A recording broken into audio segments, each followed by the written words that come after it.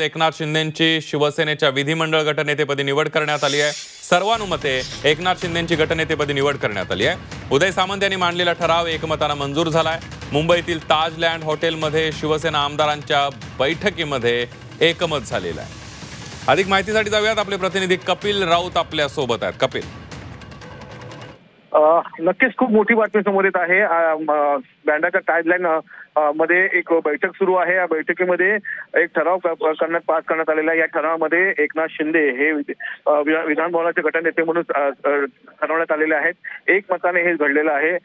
त्याचबरोबर हा जो प्रस्ताव आहे हा उदय सामंतांनी मांडला होता, तर याला अनुमोदन ते प्रताप सरनाईक यांनी दिलं होतं।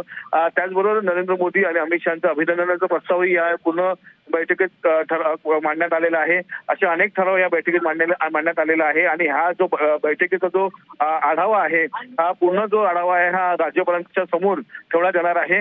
आणि त्यानंतर पूर्ण जी गणित आहेत सत्ताची ही सुरू होणार आहेत। त्यामुळे ही जी बैठक आहे ही खूप महत्त्वाची बैठक समजली जाते।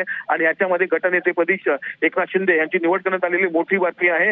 याच बैठकीकडे सर्वांचं लक्ष लागलं होतं आणि त्यातून आता ही बातमी समोर येत आहे। अगदी कपिल, दुसरीकडे आपण बघतोय, धन्यवाद कपिल दिलेल्या सविस्तर माहितीबद्दल। विजय तुम्हाला म्हणजे एवढा अपेक्षित विजय, अनपेक्षित विजय, एवढा विजय कधी म्हणजे ही विक्ट्री जी आहे ही काय त्याला म्हणणार माहित नाही, पण सगळ्यांचा सुबडा साफ झाला।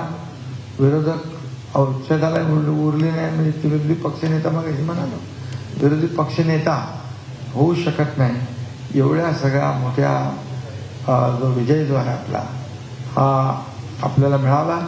आणि काही आपले सहकारी थोड्या थोड्या मताने पडले, जवळपास 10 लोक अगदी